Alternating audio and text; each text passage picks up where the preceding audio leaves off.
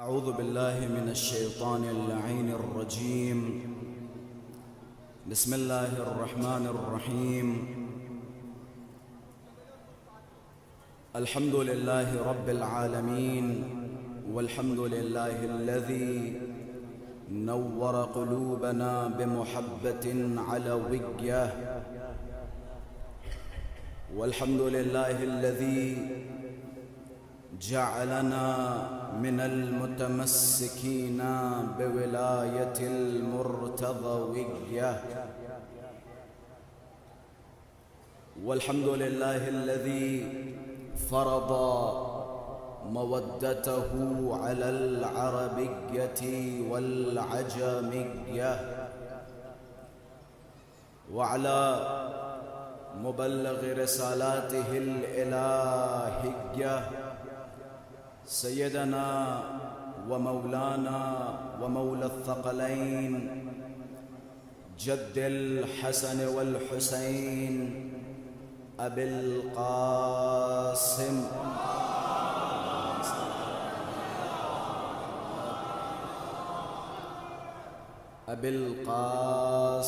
مصطفى محمد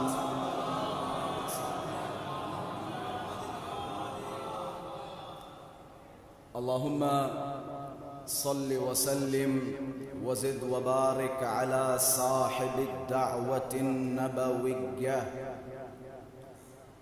والسولة الحيدرية والعصمة الفاطمية والحلم الحسنية والشجاعة الحسينية والعبادة السجادية والمعاصر الباقرية والآثار الجعفرية والعلوم الكاظمية والحجج الرضوية والجود التقوية والنقابة النقوية والهيبة العسكرية والغيبة الإلهية الحجة القائمية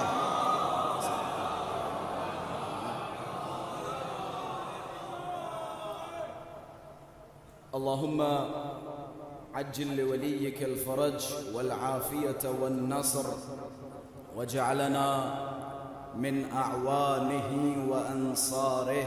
أما بعد، فقد قال الله تبارك وتعالى في محكم كتابه ومتقن خطابه: بسم الله الرحمن الرحيم. الذين ينفقون في السراء والضراء والكاظمين الغيظ والعافين عن الناس والله يحب المحسنين. صدق الله العلي العظيم.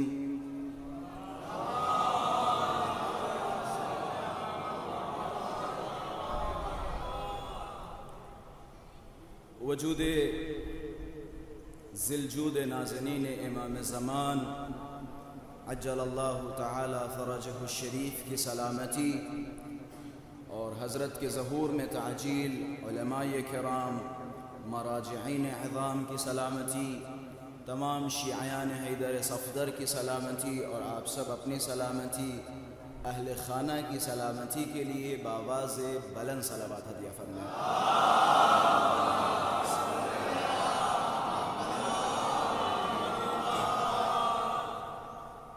عظم اللہ اجورنا واجورکم بمصابنا بالحسین علیہ الصلاة والسلام، وجعلنا وإيانا من الطالبين بثأره مع وليه الإمام المهدي المنتظر من آل محمد.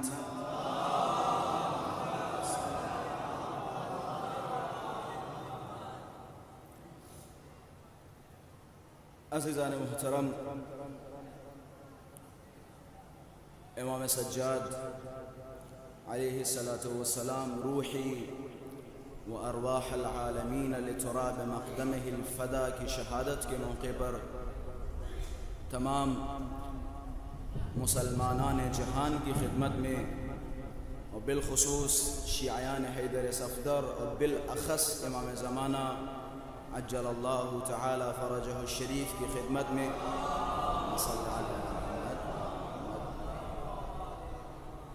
تعزیت و تسلیت پیش کرتے ہیں اور دعا گو ہیں پروردگارہ بحق شہادت امام سجاد علیہ السلام حضرت کے ظہور میں تعجیل فرما، ہم سب کو مولا کے اعوان و انصار میں شمار فرما، امام زمانہ کے ظہور کے لیے باواز بلند صلوات عطیہ فرما۔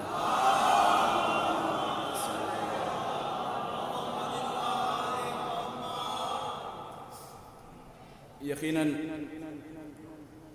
آپ تمام حضرات جس طرح سے یہاں پہ تیاریاں ہیں، اس سے لگتا ہے کہ آپ میں سے بہت سارے ایسے ہوں گے جو راتوں کو بھی نہیں سوئے ہوں گے، مسلسل خدمتوں میں لگے ہوئے ہیں۔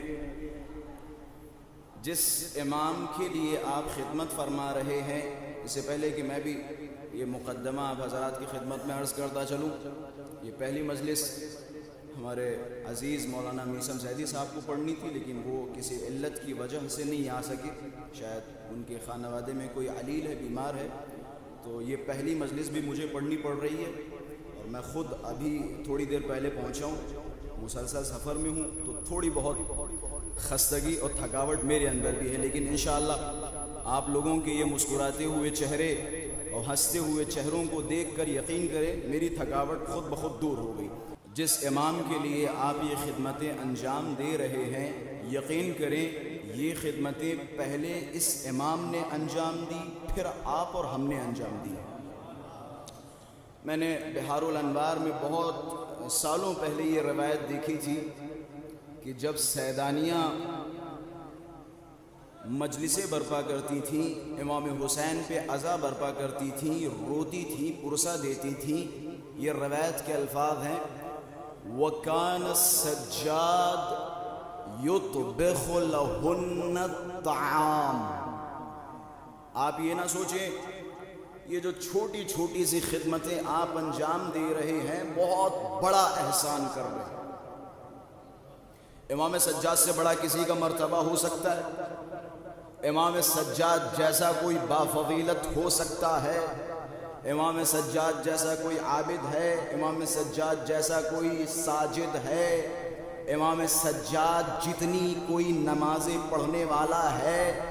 ان تمام صفات کے ہوتے ہوئے روایتوں کے الفاظ ہیں کہ جب سیدانیاں مجالس برپا کرتی تھیں، وَكَانَ السَّجَّادُ يُطْبِخُ لَهُنَّ الطَّعَامَ، کہ جب یہ سیدانیاں مجالس برپا کرتی تھیں تو امام سجاد روح لہ الفدا ان سیدانیوں کے لیے کھانا بنایا کرتے تھے۔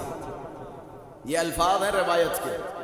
جب سیدانیاں، جب عورتیں امام حسین کی خدمت میں پرسہ پیش کرتی تھیں تو امام سجاد ان عورتوں کے لیے کھانا بنایا کرتے تھے۔ تو یہ خدمتوں کا سلسلہ امام سجاد سے چلا آ رہا ہے۔ امام سجاد عزاداری سید الشہداء کے پہلے خادم ہیں، پہلے خادم، پہلی خدمت اگر عزاداریوں کے لیے کسی نے انجام دی تو وہ ذات سید سجاد کی ذات ہے۔ اور میں بارہا یہ جملے کہتا رہتا ہوں، سید سجاد کی عظمت کے لیے اتنا کافی کہ امام حسین نے اسلام کے تحفظ کے لیے امام حسین کربلا آئے اور کربلا کو آباد کیا تاکہ اسلام محفوظ رہ سکے۔ یہ ذات ہے حسین ابن علی کی۔ حسین ابن علی کی ذات وہ ہے کہ جس نے اسلام کا تحفظ کیا کربلا آ کے، لیکن سید سجاد اس ذات کو کہتے ہیں کہ جس نے کربلا کا تحفظ کر کے اسلام کو بچایا۔ جس نے کربلا کا تحفظ کیا اس ذات کا نام ہے سید سجاد۔ یا اور تھوڑے کھلے الفاظ میں کہوں، امیر المؤمنین نے اپنے کھلے ہاتھوں سے باب خیبر اکھاڑا تھا، لیکن سید سجاد نے اپنے بندھے ہاتھوں سے یزید کا تخت و تاج اکھاڑ کے رکھ دیا۔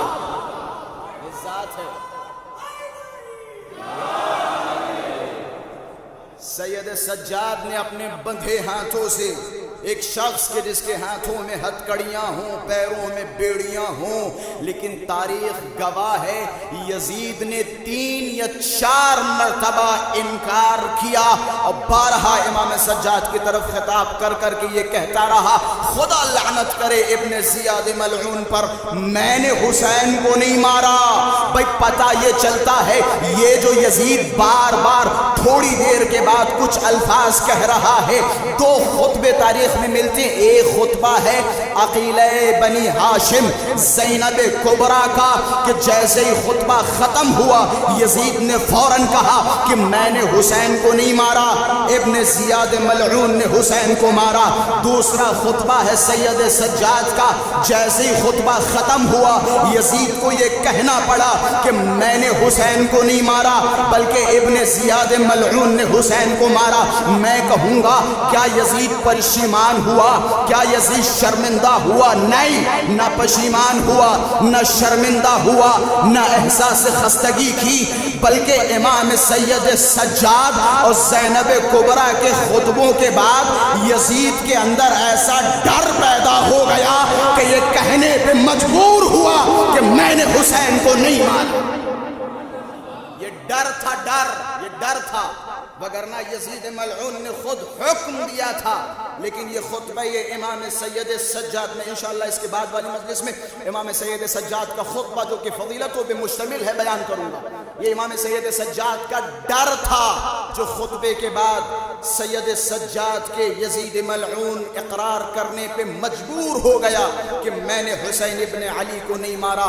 پتہ یہ چلتا ہے علم سے گھبراتا وہ ہے کہ جس کے مذہب کی بنیادیں کھوکھلی ہوں، جس کے مذہب کی بنیادیں کھوکھلی ہوں۔ یہ کھوکھلا پن تھا جو امام سید سجاد کے خطبات کے بعد یہ کہنے پہ مجبور ہوا کہ میں نے حسین ابن علی کو شہید نہیں کیا۔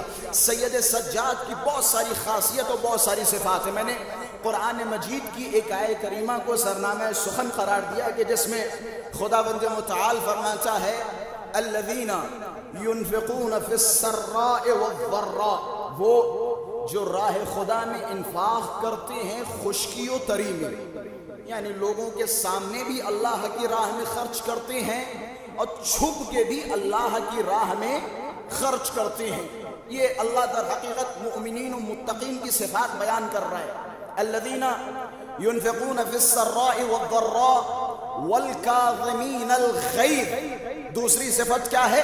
پہلی یہ کہ وہ اللہ کی راہ میں انفاق کرتے ہیں، دوسری صفت والکاظمین الغیظ، اپنے غصے کو پی جاتے ہیں، تیسری صفت والعافین عن الناس، لوگوں کو معاف کر دیتے ہیں، واللہ یحب المحسنین، اور اللہ احسان کرنے والوں کو پسند کرتا۔ یقیناً یہ متقین کی صفت ہے، لیکن اگر اس آیت کا کوئی مفہوم یا تفسیر کل کی تلاش کرنی ہو تو تفسیر کل ہوگی سید سجاد کی ذات، جو اس آیت کا مصداق ہے، روایتوں کے الفاظ ہیں۔ امام سجاد، یہ باقاعدہ میں نے تاریخ میں الفاظ پڑھے، بالخصوص شہر رمضان میں امام سجاد جو ان کے گھروں پہ غلامیں و کنیزیں ہوا کرتی تھی، امام ٹوکتے نہیں تھے۔ مثال کے طور پہ کسی غلام نے غلطی کی، کسی کنیز نے غلطی کی تو امام اسے ٹوکتے نہیں تھے، بلکہ ایک دفتر امام نے بنایا ہوا تھا، ایک ڈائری بنائی ہوئی تھی، اور اس پہ سب کی غلطیاں لکھتے رہتے تھے۔ فلاں صاحب نے فلاں تاریخ پہ فلاں وقت پہ یہ غلطی کی، امام سجاد نے اسے نوٹ کر لیا۔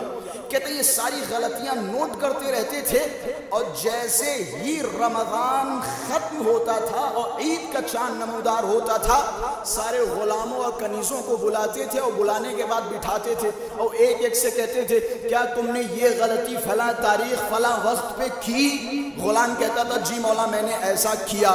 کنیز سے فرماتے تھے کیا تم نے یہ لغزش کی؟ کنیز بھی اقرار کرتی تھی کہ مولا میں نے ایسا کیا۔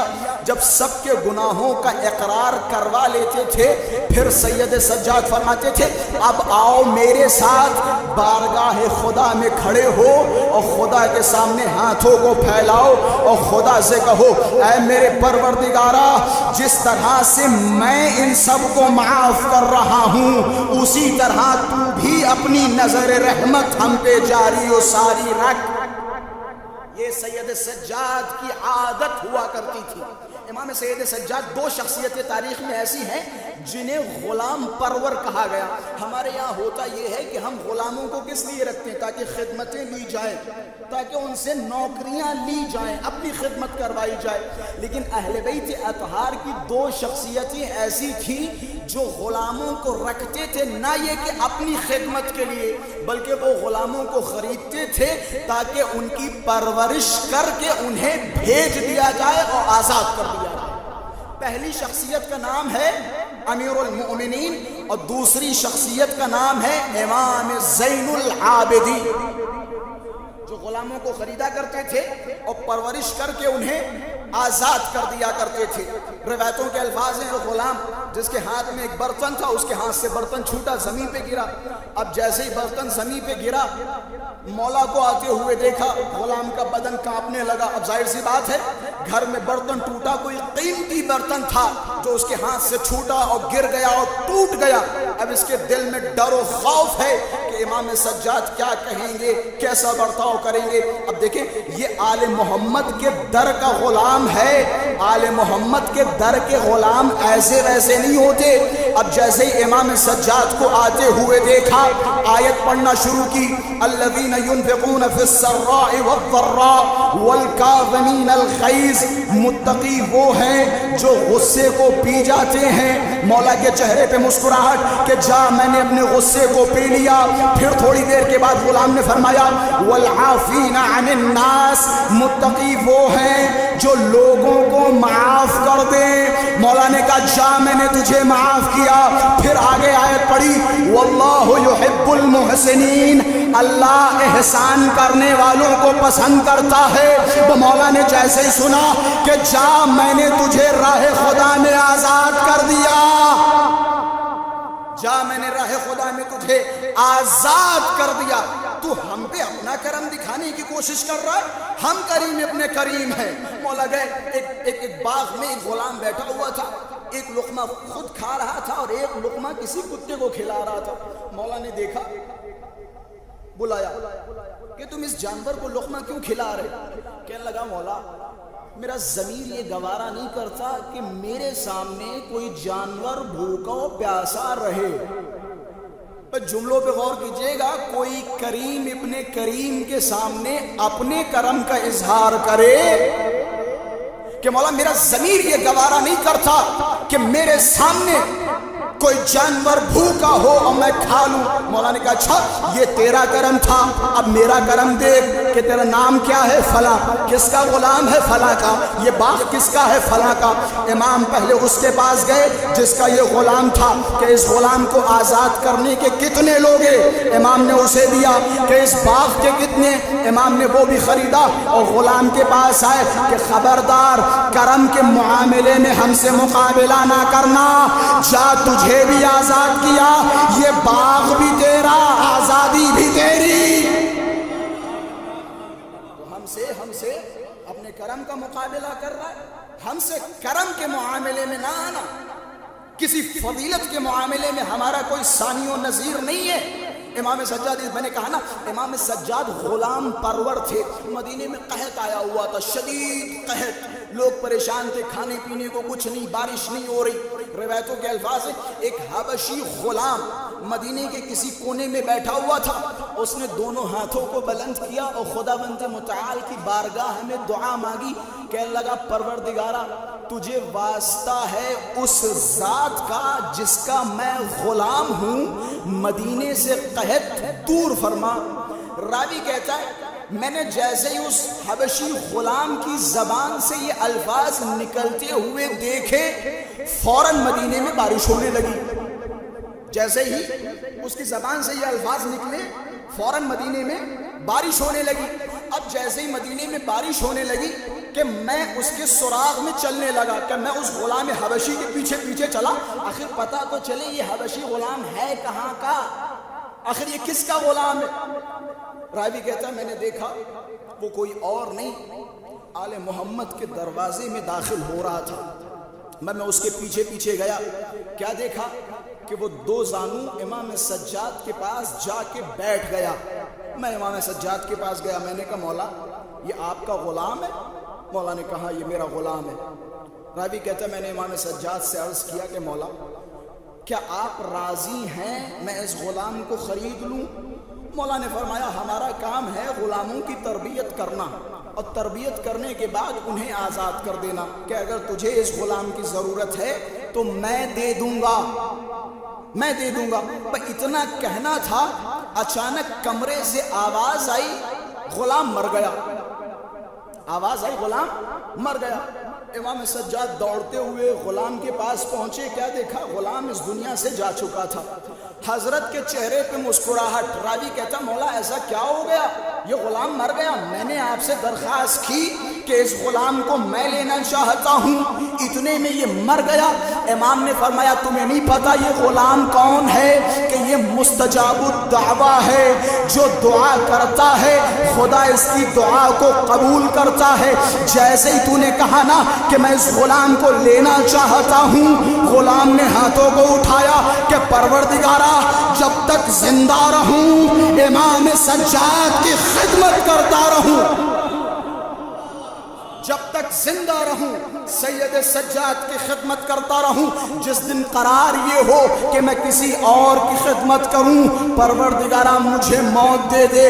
اب میں ہاتھوں کو جوڑ کے کہوں گا ان لوگوں سے جو اہل بیت اطہار کے لیے شفاعت کے دروازوں کو بند کر رہے ہیں، یا بعض اوقات کہتے ہیں کیا اہل بیت کی دعائیں قبول ہوتی ہیں؟ اما ذرا غور کرو، جن کے دروازوں کے غلاموں کا حال یہ ہو تو آقا کا عالم کیا ہوگا؟ ایک صلوات پڑھے محمد و آل محمد کے ساتھ۔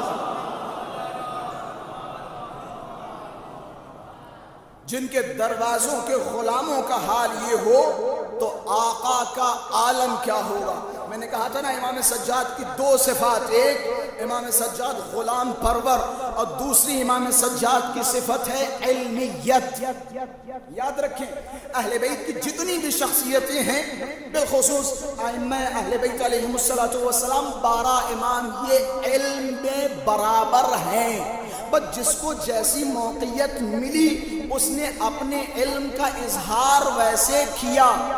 میں اور الفاظ کو بدلوں، اگر امیر المؤمنین کی جگہ امام حسین ان کے دور میں ہوتے تو امام حسین وہی کرتے جو علی ابن ابی طالب نے کیا، اور اگر علی تیسرے امام کے دور میں ہوتے تو علی ابن ابی طالب وہی کرتے جو امام حسین نے کیا۔ یہ یاد رکھیں، جیسی موقعیت جس امام کو ملی اسی موقعیت کے حساب سے امام نے دین کو پہنچایا۔ امام سجاد دیکھیں علمیت کو پہچاننے کا طریقہ، بس میں 2 4 5 منٹ پھر ربط مسائل۔ علمیت کو پہچاننے کا طریقہ کیا ہے؟ اگر کسی کی علمیت کو پہچاننا ہو تو اس کا طریقہ کیا ہے؟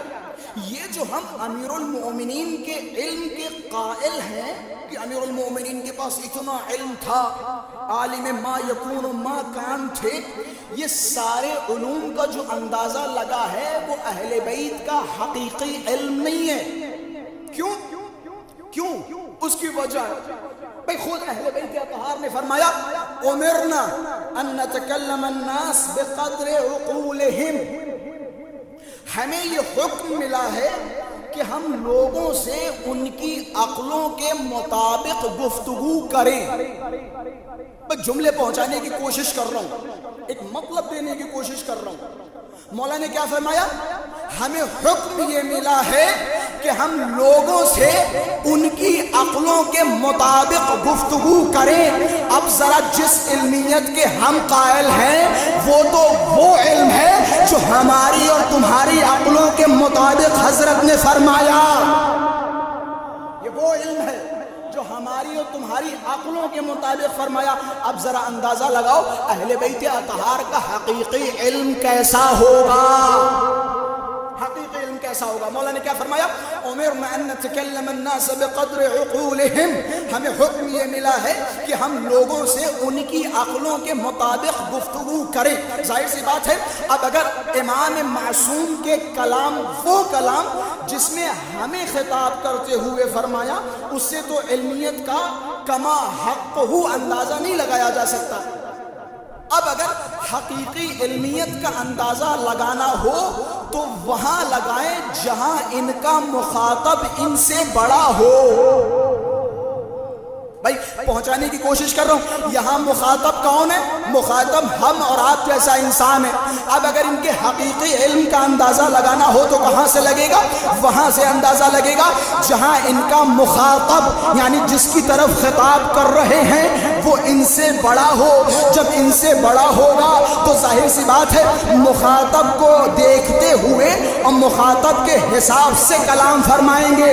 یہ جتنا کلام تھا ہماری عقلوں کے مطابق تھا۔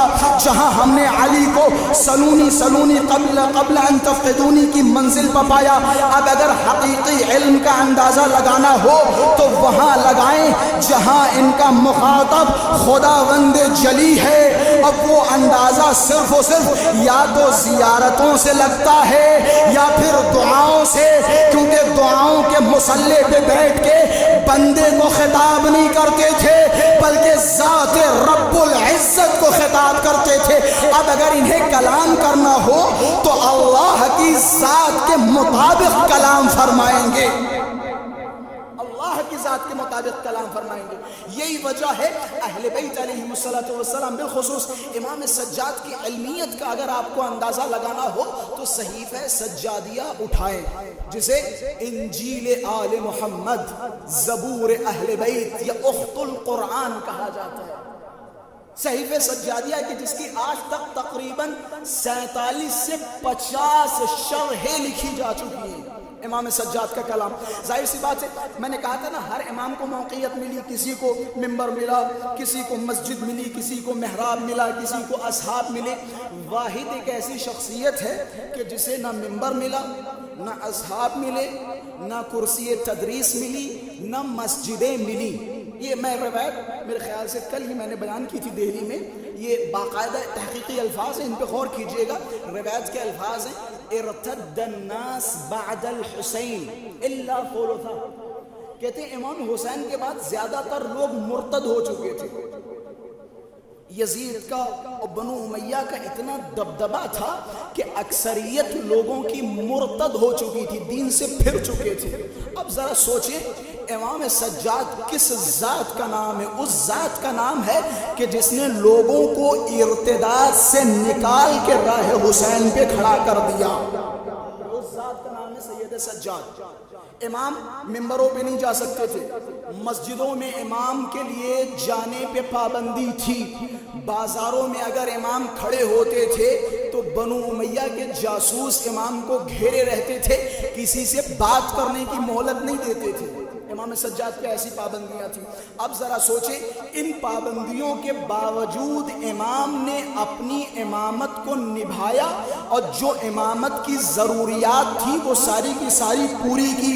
امام نے فرمایا ٹھیک ہے تم ہمارے بولنے پہ پابندی لگاؤ گے، تم ہمیں محراب میں نہیں جانے دو گے، تم ہمیں مسجدوں میں نہیں جانے دو گے، تم ہمیں لوگوں سے نہیں ملنے دو گے، ہم اکیلے مصلی عبادت پہ بیٹھ کے وہ چیزیں جو ہم اپنے الفاظ کے ذریعے پہنچانا چاہتے تھے وہ ہم اپنی دعاؤں کے ذریعے پہنچا کے بتا دیں گے کہ امامت کسی کرسی کی محتاج نہیں ہوتی،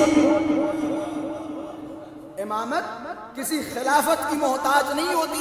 یہ تو دنیاوی لوگ ہیں کہ جن کی زینت کے لیے خلافت و حکومت و منصب کی ضرورت ہوتی ہے، انہیں کسی منصب کی ضرورت نہیں ہے۔ وہ ایک مشہور عالم اہل تسنن کے بہترین جملات، جب کسی نے کہا کہ امیر المومنین 5 سال کے لیے بڑے زبردست طریقے سے خلافت نے علی ابن ابی طالب کو رنگین کیا، زیب و زین کیا، کہ خدا کی قسم شرم کرو، حیا کرو، ان الخلاف لم تزین علی جن، کہ خدا کی قسم یہ جو تمہاری خلافت ہے اس نے علی کو زینت نہیں بخشی، بل علی جن زین الخلافہ، بلکہ جس دن علی اس منبر میں بیٹھے علی نے اس خلافت و منبر کو زینت بخشی ہے۔ علی کو تمہاری یہ خلافت زینت بخشنے والی نہیں ہے۔ مولا تشریف فرما تھے جوتیاں اپنی ٹاک رہے تھے، کوئی صاحب آئے اور آنے کے بعد یہ خلافت و حکومت کی باتیں کرنے لگے۔ مولا نے کہا جوتی دیکھ رہے ہو؟ یہ جھوٹی دیکھ رہے ہو کہ خدا کی قسم تمہاری یہ خلافت، تمہارا یہ منصب اور تمہارا یہ اقتدار علی کی جھوٹی کے برابر نہیں ہے، علی کی جھوٹی کے برابر نہیں ہے۔ تم کیا سوچ رہے ہو، تم کیا سمجھ رہے ہو یہ اہل بیت اطہار کسی منصب کے محتاج ہے؟ اہل بیت اطہار کسی خلافت کے محتاج ہے؟ خلافت و منصب و بادشاہت وہ ہے جو آتی جاتی رہتی ہے، ان کے پاس منصب امامت ہے جو منصوص من اللہ ہے، اللہ کی طرف سے۔ یہ کسی شورا کے ذریعے سے نہیں بنے، یہ کسی الیکشن کے ذریعے سے نہیں بنے کہ آج ہیں اور کل نہیں، یہ اللہ کی طرف سے امام ہے۔ دنیا میں نہیں آئے تب بھی امام تھے، دنیا میں ہیں تب بھی امام ہیں، دنیا میں نہیں رہیں گے تب بھی امام ہیں۔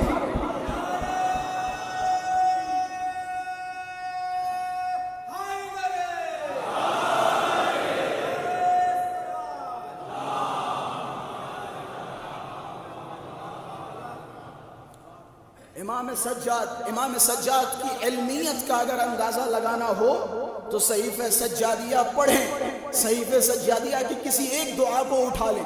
اگر آپ کو توحید کی ضرورت ہے، نبوت کی ضرورت ہے، امامت کی ضرورت ہے، معاد کی ضرورت ہے، عدل الہی کی ضرورت ہے، اصول دین چاہیے، فروع دین چاہیے، یہ دعوی یہ علمی نہیں ہے، یہ میں سوچیں میں علمی دعویٰ کر رہا ہوں، یہ علماء کے دعوے ہیں، ان میں سے کچھ بھی آپ کو چاہیے صحیفہ سجادیہ اٹھائیے، آپ کو ملے گا۔ یہ امام سجاد نے پورا دین اپنی دعاؤں کے ذریعے سے لوگوں کو پہنچایا، یہ کمال تھا امام سجاد کا۔ جہاں امام سجاد امام حسین پہ روتے رہے اور عزاداری سید الشہداء برپا کرتے رہے، وہی امام سجاد مصلوں پہ بیٹھ کے اپنی دعاؤں کے ذریعے جتنے بھی دین کے پیغامات تھے وہ لوگوں تک پہنچاتے رہے۔ امام کو کسی نے روک نہیں پایا۔ امام جس مقصد اور جس ہدف کے لیے آئے تھے اس مقصد و ہدف کو لوگوں تک پہنچایا اور مکمل ہوئے۔ امام سجاد کا ایک میں نے شروع میں جملہ کہا تھا، کربلا تک لانا امام حسین کا کام تھا، شہادتیں اور قربانیاں پیش کرنا امام حسین کا کام تھا، لیکن اس کربلا اور اس امام حسین کی شہادت کو بچانا امام سید سجاد کا کام ہے۔ اور سید سجاد نے اس عزا کو بچایا۔ آج جو جگہ جگہ ملکوں شہروں قریوں میں امام حسین کے نام پہ لوگ جمع ہو رہے ہیں، صبح سے میں دیکھ رہا ہوں ماشاءاللہ سے 6 اور 7 بجے سے لوگ یہاں جمع ہو رہے ہیں۔ کس لیے جمع ہو رہے ہیں؟ صرف اور صرف ایک نام ہے، ان الحسین یجمعنا، نام حسین نے ہم سب کو اکٹھا کر دیا۔ امام حسین کے نام نے ہم سب کو اکٹھا کر دیا، اور جتنا زیادہ تم امام حسین کے نام کو مٹانے کی کوششیں کرتے رہو گے اتنا ہی نام حسین ابھرتا رہے گا، ابھرتا رہے گا۔ اور میں بارہا میرے خیال سے میں انشاءاللہ 11 بجے والی مجلس میں یہ بعض نکات امام سید سجاد کا خطبہ اور وہ فضائل کی کچھ کڑیاں آپ حضرات کے سامنے بیان کروں گا، لیکن فی الحال میں ایک بیداری کی غرض سے مسلمانوں کی خدمت میں پیغام پہنچاتا چلوں۔ بند کیجیے عزاداری پہ انگلیاں اٹھانا، بند کیجئے یہ کہنا کہ جناب والا وہ شیعوں نے مارا، شیعہ روتے ہیں، بند کیجئے یہ کہنا کہ وہ امام حسین پہ روتے ہیں، امام حسین پہ ماتم کرتے ہیں۔ میں بارہا یہ جملہ کہتا رہتا ہوں، جہاں سوال ہمیں کرنا چاہیے تھا، اتفاق سے سوال یہ کر بیٹھے، سوال ہمیں کرنا چاہیے تھا کہ آپ کیوں نہیں روتے؟ حسین تو نبی کا نواسا تھا۔ سوال ہمیں کرنا چاہیے تھا، بھئی آپ کیوں ماتم نہیں کرتے؟ حسین تو نبی کا نواسا تھا۔ آپ جتنی عزاداریوں پہ انگلیاں اٹھاتے ہیں، جتنا ہمارے رونے پہ انگلیاں اٹھاتے ہیں، اتنی انگلیاں اگر یزید کے ظلم پہ اٹھائی ہوتی تو آج دامن اسلام پر آتنکواد کا دھبا نہ ہوتا۔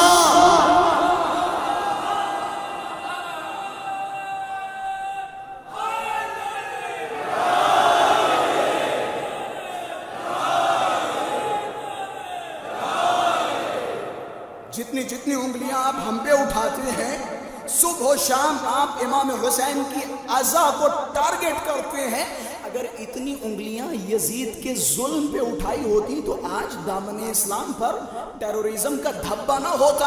اما یہ بھول جاؤ، یہ تمہاری فکر ہے. یہ مت سوچو کہ یہ فلاں مشرق سے لگا ہوا ہم پہ الزام ہے، مغرب کا لگا ہوا ہم سے الزام ہے. نہیں آقا جان، ایسا نہیں ہے. وَيَمْكُرُونَ وَيَمْكُرُ اللَّهُ، ایک سازش تم نے چلی، ایک سازش اللہ نے چلی. تم اپنی سازش میں ناکامیاب ہوئے، لیکن اللہ اپنی سازش میں ناکامیاب نہیں ہوتا. تم نے حسین کو مارا، یزید کو کنڈم نہیں کیا. اللہ نے سازش یہ چلی کہ رہتی دنیا تک تمہارے دامن پہ یہ الزام لگا دیا، جب تک تم یزید کے ظلم کی مخالفت نہیں کرو گے یہ الزام تمہارے دامن سے نہیں مٹے گا. یزید کے ظلم کا آپ یزید کے ظلم کی مذمت کیجئے، یزید کے ظلم کی مذمت کیجئے. آپ کو یزید سے کتنی محبت ہے. جب دیکھیں آپ یزید کو ڈیفینڈ کرتے رہتے، یزید کو ڈیفینڈ کرنا چھوڑیے، یہ بہانے بازیاں چھوڑیے کہ یزید کے حکم سے امام حسین کو نہیں مارا گیا تھا، ابن زیاد ملعون نے امام حسین کو مارا تھا. یہ بھول جائیے، تاریخ پڑھیے، انصاف کیجئے. بھول جائیے یزید کس کا بیٹا تھا. مجھے پتا یزید کو بچاتے کیوں ہو، یزید کو کیوں بچاتے ہو، یزید کو بچانے کی وجہ بھی پتا ہے. لیکن یہ بھول جاؤ، اگر تمہیں اس دنیا میں سرخ روح ہونا ہے، محمد مصطفیٰ کے سامنے اگر آنکھیں اٹھانی ہے تو حسینیت زندہ باد کہو، یزیدیت مرد آباد کہو.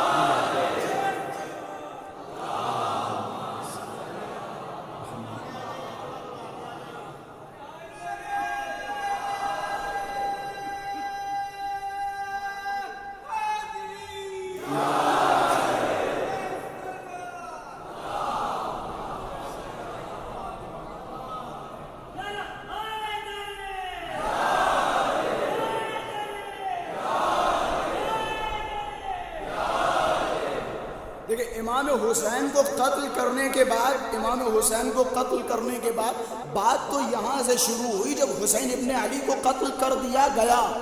اصل پروپیگنڈا اور اصل ان کا مقصد تو شہادت امام حسین کے بعد شروع ہوا. تاریخ پڑھے. یہ جو بعض اوقات یہ مت سوچیں مسلمانوں کے درمیان یہ شبہات ہیں. نہیں آقا جان، یہاں تک کہ شیعوں کے درمیان بھی شبہات ہیں. وہ بنو امیہ کے پروپیگنڈے اور وہ بنو امیہ کی سازشیں اور وہ بنو امیہ کی خباثتیں مسلمانوں کے درمیان تو رسوخ کی لیکن ساتھ ہی ساتھ کہیں نہ کہیں شیعوں میں بھی رسوخ کرتی چلی جا رہی ہے. یہ سمجھنے کی کوشش کرو. ارے قتل حسین کو دبانے کے لیے بنو امیہ نے لاکھ کوششیں کی، لیکن وہ اپنی کوششوں میں کامیاب نہیں ہوئے، کیونکہ زینب کبریٰ کا وعدہ تھا. یزید سے خطاب کیا تھا، یزید سن کد قیدک وسعیک وناصب جہدک. یہ تو کیا تماشے بازیاں کر رہا ہے؟ جا اپنے جال بچھانے ہو بچھا لے، اپنی سازشیں چلنی ہو چل لے. خدا کی قسم ہم اہل بیت کا ذکر مٹا نہیں سکتا. جا جو کرنا ہو کر لے، جو سازشیں کرنی ہو کر لے. تو کیا سمجھ رہا حسین ابن علی کو مار کے ہمارا ذکر مٹا لے گا؟ خدا کی قسم ہمارا ذکر مٹنے والا نہیں ہے. تجھے جتنی سازشیں کرنی ہو کر لے، ذکر اہل بیت مٹ نہیں سکتا. میں نے کہا نا یہ بنو امیہ کی سازش تھی. یاد رکھیں بنو امیہ کے پروپیگنڈے تھے جو آج مسلمانوں کے درمیان. آقا جان کس نے کہہ دیا عاشور کا روزہ؟ بڑے زور و شور سے آپ عاشور کا روزہ رکھ رہے ہیں. آل محمد کے گھر پہ رونا پڑا ہے، آپ عاشور کا روزہ رکھ رہے ہیں. اچھا میں ایک اور بات بتاؤں، میں اپنے برادران سے مخاطب ہوں. میں اپنے بھائیوں سے مخاطب ہوں، ذرا مجھے بتائیے مستحب روزوں کی تعداد کتنی ہے؟ واجب روزوں کو چھوڑ کے مستحب روزوں کی تعداد کتنی ہے؟ برادران کی کتاب میں بھی 15 شعبان کا روزہ یا 1 شعبان کا روزہ یا رمضان سے 3 دن پہلے کا روزہ یا دہی العرض کا روزہ، یہ وہ روزے ہیں کہ جن کا احترام بہت زیادہ ہے، اور میرے خیال سے عاشور سے زیادہ ان کی نظر میں، میں شیعہ نظریات نہیں پیش کر رہا ہوں، ان کی نظر میں عاشور سے زیادہ ان روزوں پہ تاکید ہے۔ اب ذرا مجھے بتائیے، اپنے آس پاس دیکھیے ان روزوں کو رکھنے والے کتنے ہیں اور عاشور کا روزہ رکھنے والے کتنے ہیں؟ اب اگر عاشور کا روزہ رکھنے والوں کی تعداد زیادہ ہو تو سمجھ جانا وہ بنو امیہ نے جو دشمنی کا بیج بویا تھا وہ ان کے دلوں میں آج بھی ٹہل رہا ہے۔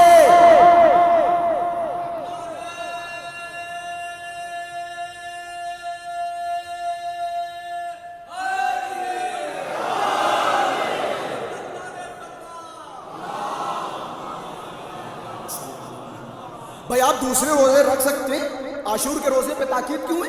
کیوں تاکید ہے؟ کیونکہ ہم زیارت عاشورہ میں پڑھتے ہیں، کیا جملے زیارت عاشورہ کی؟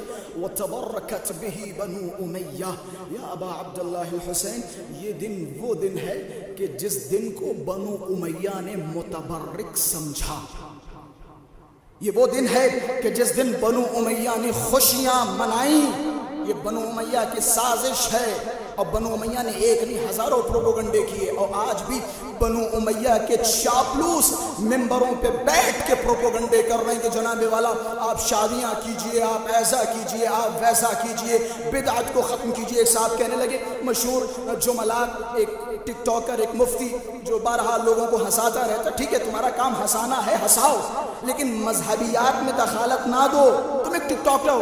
اب وہ بیٹھنے کے بعد کہہ رہا ہے، جناب والا آپ 10 محرم کو شادیاں کیجئے، 10 محرم کو شادیوں کے بڑے فائدے ہیں، یہ مفتی صاحب کے جملے ہیں، بڑے فائدے ہیں۔ پہلا فائدہ یہ ہے کہ آپ جب 10 محرم کو شادی کریں گے تو بدعت کا خاتمہ ہوگا، یہ جو بدعت ہے کہ آپ 10 محرم کو شادی نہیں کر سکتے، اس بدعت کا خاتمہ ہوگا، یہ پہلا فائدہ۔ دوسرا فائدہ 10 محرم کو شادی کا کیا، یہ مفتی کہہ رہا ہے، خدا کی لعنت ہو۔ دوسرا فائدہ کیا ہے؟ دوسرا فائدہ یہ ہے کہ آپ کو زیادہ زحمتیں نہیں کرنی پڑیں گی، آپ کو زیادہ لوگوں کو بلانا نہیں پڑے گا، کم لوگوں میں شادی ہو جائے گی۔ تیسرا فائدہ یہ ہے کہ مولوی بھی نکاح پڑھنے والا آسانی سے مل جائے گا، کیونکہ کوئی پروگرام نہیں ہوتے، وہ نکاح کے لیے آ جائے گا۔ چوتھا فائدہ یہ ہے کہ کم خرچے میں اور کم پیسوں میں بڑا صاحب کا ریسپشن ہو جائے گا، اور ریسپشن کے لیے ہال بھی آپ کو سستے سے سستے مل جائیں گے، کیونکہ زیادہ تر خالی رہتے۔ یہ مفتی صاحب کے جملات ہیں۔ میں عرض کروں گا جناب مفتی صاحب بہت سارے علمی جواب ہمارے علماء آپ کی خدمت میں پیش کرتے رہتے اور بہت سارے ادبی جواب بھی دیتے رہتے، لیکن جب تم نے جسارت کی تو اب جسارت سنیے۔ ایسا کیجئے گا، خدا نہ کرے تمہارے والد صاحب مر جائیں، تمہارے والد صاحب کا جنازہ تمہارے سامنے رکھا ہو، اپنے جوان بیٹے کو لانا، جنازے کے سامنے نماز پڑھنا، جنازے کے سامنے بیٹے کا نکاح پڑھانا، اور نکاح کے بعد آپ نے کہا تھا نا کم پیسے میں شادی ہو جائے گی، تو بھائی اس سے کم پیسے میں کہاں شادی ہونے والی ہے؟ نہ کسی کو بلانے کی ضرورت ہوگی، نہ رشتہ داروں کو بلانے کی ضرورت ہوگی، کم پیسے میں شادی۔ اور تیسرا بتاتا چلوں، وہ جو آپ ریسپشن کرتے، ایک آپ الگ سے ہال لیتے، یہ جو آپ کہہ رہے تھے نا کہ امام حسین کی جس دن عاشور کا دن ہو اس دن ہال سستے میں ملے گا، تو میں آپ کو مشورہ دوں گا جس طرح وہاں سستے میں ملے گا یہاں اس سے بھی سستے میں ملے گا، کیونکہ جس دن تمہارے والد مرحوم کی فاتحہ خوانی ہو، فاتحہ خوانی کے ساتھ ہی شادی کا کھانا بھی کھلا دینا۔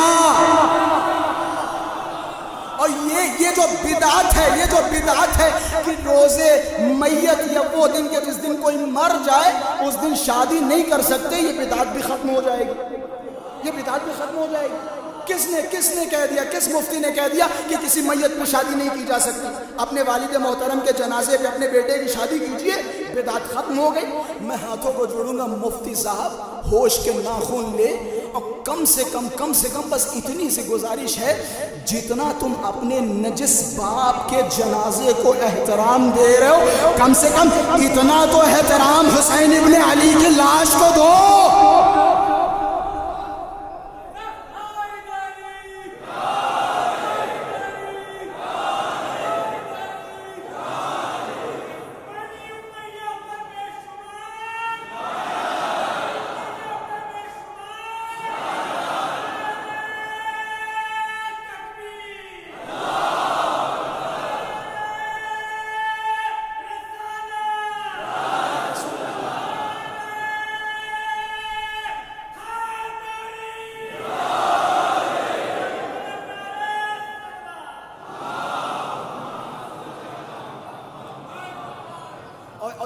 مت سوچئے گا کہ یہ کسی خطیب کی بدتمیزی ہے، یہ ادب ہے۔ اصل بدتمیزی دیکھنی ہو تو اس کے جملوں پہ غور کریں۔ جو رسول کے نواسے کے جنازے پر شادیوں کی اجازت دے رہا ہو تو کیا میں اس کے نجس باپ کے جنازے پہ شادیوں کی اجازت نہیں دے سکتا؟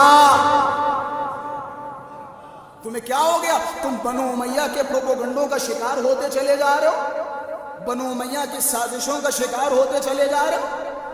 جناب صاحب وہ ماتم نہ کیجئے، وہ مجلسیں نہ کیجئے، خداوند متعال قرآن میں مجلسیں کر رہا ہے۔ بِأَيِّ ذَنبٍ قُتِلَتْ، ذرا بتاؤ کس جرم میں اسے مارا گیا؟ بھئی ہم بھی تو مجلسوں میں یہی پڑھتے ہیں نا کہ حسین کو کس جرم میں مارا۔ وَكَأَيٍّ مِّن نَبِيٍّ، قرآن کی آیت ہے یا نہیں کہ ایک دن میں کتنے کتنے نبیوں کو مار دیا جاتا تھا؟ ہم بھی تو یہی کہتے نا کہ ایک دن میں کربلا میں کتنے لوگوں کو مار دیا گیا۔ مجلسیں تو قرآن میں خدا نے پڑھی ہیں، خدا نے پڑھی ہیں۔ ہم تو وہی کہتے ہیں نا، روز محشر بھی خداوند متعال یہی سوال کرے گا، بِأَيِّ ذَنبٍ قُتِلَتْ، ذرا بتاؤ اس بچے کو کس جرم میں مارا؟ ہم بھی آج بھی یہاں کہتے ہیں اور وہاں بھی کہتے ہیں، حسین کے ہاتھوں پہ 6 ماہے کو کس جرم میں مارا؟ یہ مجلسیں ہیں، یہ مجلسیں ہیں جو خدا نے قرآن میں پڑھی۔ وَابْيَضَّتْ عَيْنَاهُ مِنَ الْحُزْنِ فَهُوَ كَظِيمٌ، یوسف یعقوب کا ایک بیٹا، 11 یا 12 بیٹے یعقوب کے تھے، ایک بیٹا گم ہو گیا۔ یعقوب اس بیٹے کے فراق میں بیٹھ کے گریہ کر رہے ہیں۔ بیٹے آ رہے ہیں، کہہ رہے یعقوب بابا آپ اس طرح سے روئیں گے تو ہلاک ہو جائیں گے۔ کہاں کے الفاظ ہیں؟ کہاں کے الفاظ ہیں؟ قرآن کے الفاظ ہیں، قرآن کے الفاظ ہیں۔ وَابْيَضَّتْ عَيْنَاهُ مِنَ الْحُزْنِ فَهُوَ كَظِيمٌ، زندہ بیٹے پہ پتہ تھا زندہ ہے، پتہ تھا زندہ ہے، زندہ بیٹے پہ اتنا روئے کہ ان کی آنکھیں سفید ہو گئی تھی۔ روایتوں میں ہے کہ جناب یعقوب کی بینائی چلی گئی تھی، اتنا روئے۔ آپ کہتے ہیں کہ آپ امام حسین پہ کیوں روتے؟ آپ اگر کہہ رہے ہیں کہ رونا بدعت ہے، آپ کو پتہ ہے آپ کس کے اوپر انگلی اٹھا رہے ہیں؟ کس کے اوپر انگلی اٹھا رہے ہیں؟ شیعوں کے اوپر؟ یہ تمہاری بے وقوفی ہے۔ شیعوں کے اوپر انگلی نہیں اٹھ رہی ہے، انگلی اٹھ رہی ہے محمد مصطفیٰ کے اوپر۔ محمد مصطفیٰ کے اوپر ذرا پڑھو، کسی مولوی کے سر پہ قرآن رکھو، اسے پوچھو کیا محمد مصطفیٰ حسین کے پیدا ہونے سے پہلے کربلا پہ نہیں روئے؟ پوچھو۔ بی بی عائشہ سے روایت ہے، جا کے دیکھیں، ام سلمہ سے روایت ہے۔ بی بی عائشہ فرماتی ہیں کہ جیسے امام حسین اس دنیا میں تشریف لائے، حضرت نے اپنی گود میں لیا، اور گود میں لینے کے بعد جب بھی کسی کے گھر پہ کوئی بچہ پیدا ہوتا ہے، اگرچہ تھوڑا بہت اس کا فیوچر جانتا ہی کیوں نہ ہو، لیکن وقت پیدائش انسان مسکراتا ہے، ہنستا ہے، پیشانی پہ بوسہ لیتا ہے، کہتا ہے میرے گھر پہ چشم و چراغ آیا ہے۔ لیکن یہ واحد ایک ایسا بچہ ہے کہ جسے کائنات کے سب سے عظیم رسول نے، اصبر الصابرین رسول نے اپنی گود میں لیا، اور پہلی نظر جیسے حسین ابن علی پہ پڑی، آنکھوں سے اشک جاری ہو گئے۔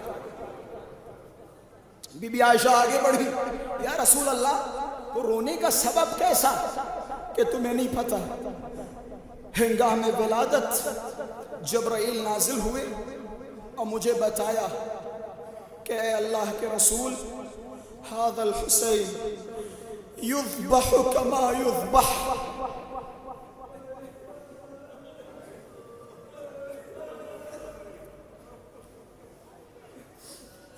یہ حسین ہے جسے کربلا میں ذبح کر دیا جائے گا۔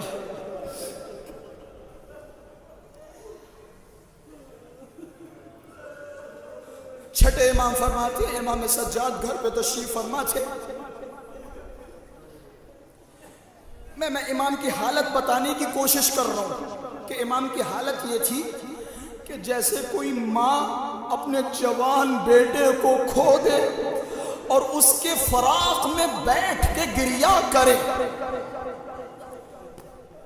یہ دونوں ہاتھ دونوں زانوں پر سر کھلا ہوا, زباں پہ ہائے حسین کی صدائیں.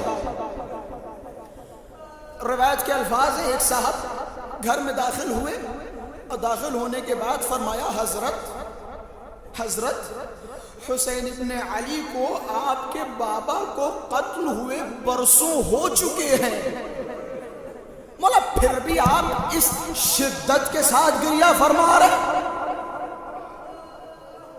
مولا کم روئیے, آپ کی آنکھوں کی بینائی چلی جائے گی. مولا اتنی شدت سے نہ روئیے, مولا آپ کی آنکھوں سے خون بہنے لگے گا, آپ کی آنکھیں سفید ہو جائیں گی. میں اتنا سننا تھا. فرمایا اے شخص, تو نے میرے حق میں انصاف نہیں کیا کہ یعقوب کو جانتا ہے, یعقوب کے 11 بیٹے تھے, صرف ایک یوسف آنکھوں سے اوجھل ہوا. یعقوب اتنا روئے کہ آنکھوں کی بینائی چلی گئی. ذرا تو بتا, یعقوب نے ایک بیٹا کھویا تھا, ارے یعقوب کو پتا تھا میرا بیٹا مجھے مل جائے گا, لیکن ذرا بتا اس سجاد کا حال کیا ہوگا کہ جس نے کربلا میں 17 یوسف اپنی آنکھوں سے ذبح ہوتے دیکھے ہوں.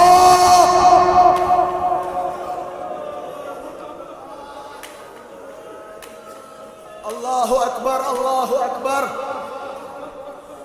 خدا کوئی غم نہ دے. میں ایک جملہ کہنے کی اجازت ہے, میں کہہ سکتا ہوں جملہ. انشاءاللہ مصائب و شہادت امام سجاد بیان کروں گا دوسری مجلس میں. میں جملہ کہنے کی اجازت دیجئے.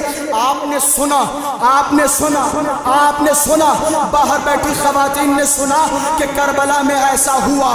آپ نے سنا اکبر کے کلیجے پہ برچھی کی ہنی لگی. آپ نے سنا عباس کے بازو قلم ہوئے. آپ نے سنا اصغر کے گلے پہ تیر لگا. آپ نے سنا حسین کے گلے کو کند خنجر سے ذبح کیا. ارے آپ کو سننے کے بعد یہ کیفیت ہے, ذرا سجاد سے پوچھو جس نے کربلا کو اپنی آنکھوں سے دیکھا. اللہ اکبر, اللہ اکبر. خدا کوئی غم نہ دے سوائے غم مظلوم کربلا کے. آپ کو پتہ ہے نا 40 برس آپ کے امام نے خوشیاں نہیں منائی, مسلسل حسین پہ روتے رہے. ایک صاحب امام کے پاس آئے اور آنے کے بعد ہاتھوں کو جوڑا. ہاتھوں کو جوڑنے کے بعد فرمایا کہ مولا میرے جوان بیٹے کی شادی ہے, میری خواہش ہے کہ آپ میرے بیٹے کی شادی میں تشریف لائیں. حضرت نے جیسے ہی سنا, حضرت کی آنکھوں میں آنسو آ گئے کہ اے شخص, کیا تجھے نہیں معلوم کربلا کے بعد خوشیاں ہم پہ حرام ہے. کربلا کے بعد خوشیاں ہم پہ حرام ہیں. مجھے نہیں پتا اس روایت کو کیسے تحمل کریں گے. روایت کے الفاظ ہیں, آنے والے نے اصرار کیا, ہاتھوں کو جوڑا کہ مولا میرے جوان بیٹے کی خواہش ہے کہ آپ اپنے امامت والے ہاتھوں سے میرے بیٹے کے سر پہ صحرا باندھے, آپ دستار باندھے. جب اصرار کیا مولا نے فرمایا ٹھیک ہے میں دستار باندھوں گا. مولا گھر سے نکلے, بسم اللہ الرحمن الرحیم, تقریب میں پہنچے, دستار ہاتھوں میں لی, بسم اللہ الرحمن الرحیم, دستار باندھنی شروع کی. فرقرق عیناہ من الدموع, جیسے جیسے دستار باندھتے جاتے تھے آنکھوں میں آنسو آتے جاتے تھے. ہاتھوں کو جوڑا, اے میرے مولا یہ شادی کا موقع ہے, آنکھوں میں آنسو کیسے؟ کہ اے شخص جس طرح تیرا یہ جوان بیٹا ہے, ارے کربلا میں ہمارا بھی ایک جوان تھا. اللہ اکبر. ماتم, ارے کربلا میں ہمارا بھی ایک جوان تھا جو شبیہ مصطفیٰ تھا. ارے ماں کی ارمان تھی بیٹے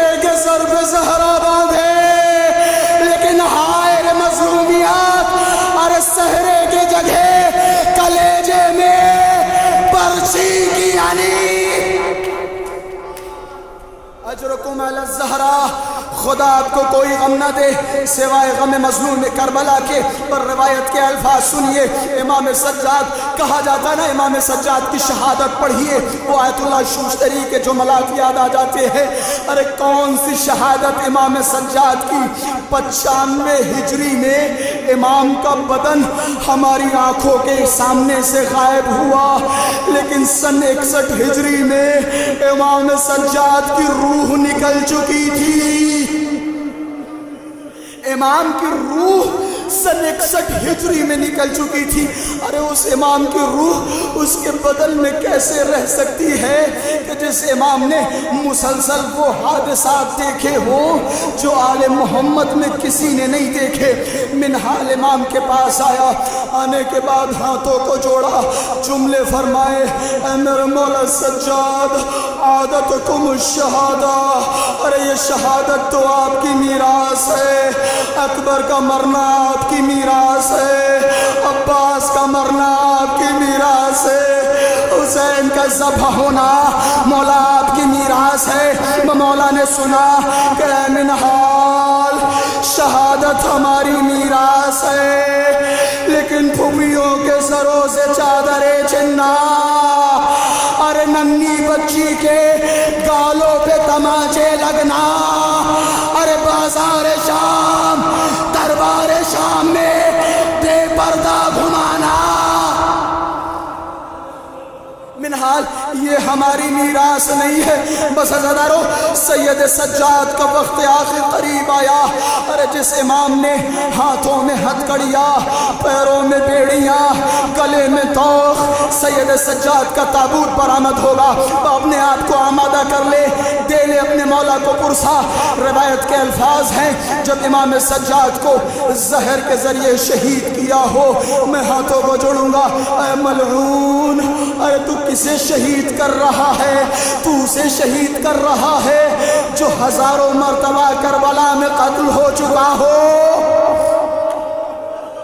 تو اسے مار رہا ہے کہ جس نے زینب کو بیریدہ دیکھا قتل ہو گیا، اکبر کے کلیجے میں برچی دیکھی قتل ہو گیا، ارے 4 سالہ بچی کے پیروں میں کانٹے دیکھے اسے قتل کر رہا ہے۔ مقتل کے جملے ہیں کہ سید سجاد کو زہر دغا سے شہید کیا گیا۔ اب جب سید سجاد کو شہید کیا گیا، سید سجاد کے فرزند تشریف لائے، امام سجاد کے بدن کو غسل دیا، کفن دیا، شان و شوکت کے ساتھ امام سجاد کے جنازے کو گھر سے نکالا۔